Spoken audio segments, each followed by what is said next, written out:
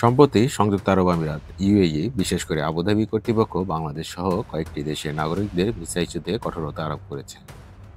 তবে একে পুরোপুরি ভিসা নিষেধাজ্ঞা না বলে শর্ত সাপেক্ষ নিয়ন্ত্রণ বলা হচ্ছে। বিশ্লেষকদের মতে ভিসা ইস্যু বন্ধ হওয়ার পেছনে একাধিক কারণ রয়েছে। এর মধ্যে অন্যতম হল ভুয়া নথি ও ভিসা আবেদনের তথ্য জালিয়াতির অভিযোগ। বাংলাদেশি নাগরিকদের মধ্যে অনেকে নকল সনদপত্র ও ভুল তথ্য দিয়ে ভিসা প্রাপ্তির চেষ্টা করায় ইউএই প্রশাসন সতর্ক হয়। এছাড়া অনেকে ভিসার মেয়াদ শেষ হওয়ার পরেও দেশে না ফেরায় ওভারস্টে করার হার বেড়েছে।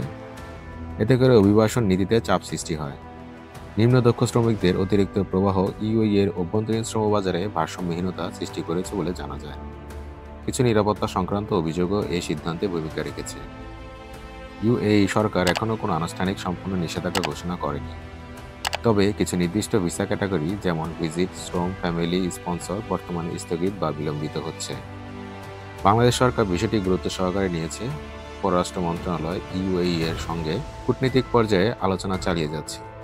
বলা হচ্ছে কিছু ধরনের দক্ষ কর্মী ও ব্যবসায়ীদের ক্ষেত্রে ভিসা এখনও ইস্যু হচ্ছে, তবে আগের চেয়ে যাচাইকরণ অনেক কঠিন।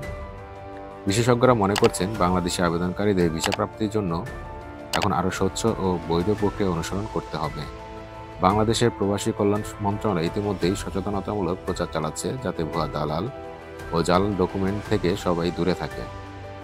এই পরিস্থিতিতে দক্ষ উন্নয়ন, স্বচ্ছ নথিপত্র এবং নিয়োগদাতার সঠিক যাচাইকরণ ছাড়া ভিসা পাওয়া কঠিন হতে পারে।